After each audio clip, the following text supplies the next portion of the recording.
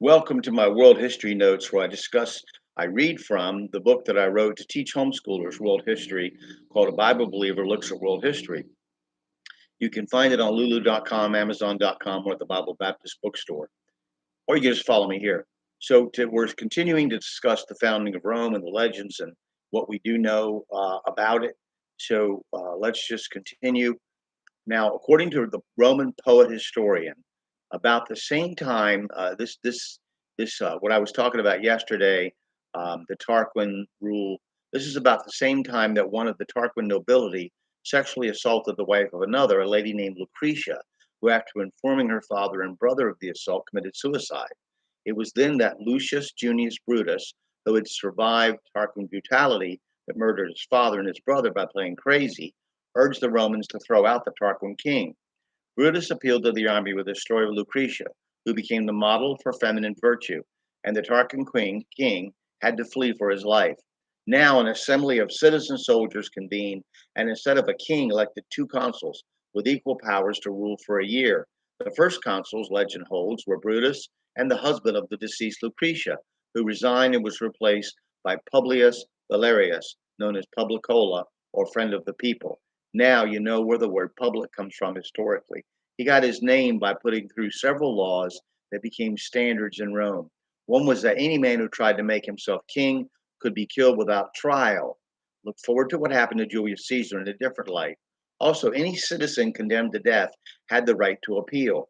Durant says, and I quote, "It was Valerius who inaugurated the custom whereby a consul, upon entering the assembly, must part the axes from the rods. The rods and axes were symbols of Rome, called fasces or bundles, from which we get the word fascist, and lower them as a sign of the people's sovereignty and sole right in peace to impose a sentence of death.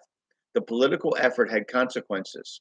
Uh, two consequences. One, it freed Rome from the Etruscan dominance and replaced the monarchy with an aristocracy that ruled until Caesar.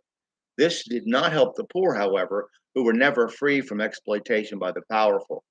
Not surprisingly, the Etruscans, under Tarquin leadership, allied themselves together and marched on Rome. Civil unrest inside of Rome led to Brutus becoming famous in Roman history for being forced to silently watch his two sons be flogged and beheaded.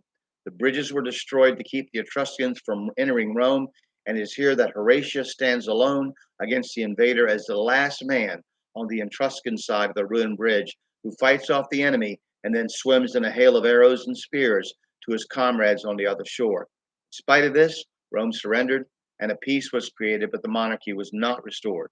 The Etruscan influence on Rome remained, even though its power was overthrown.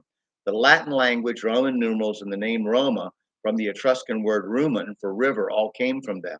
For several hundred years, it was a custom for Roman aristocrats to send their children to Etruscan cities to be educated, and even the coins of Rome were adorned with the prow of a ship, an Etruscan symbol. Etruscans gave the Romans their gladiatorial games, their public works such as sewers and water supply, and drained the swamps to make the city of Rome.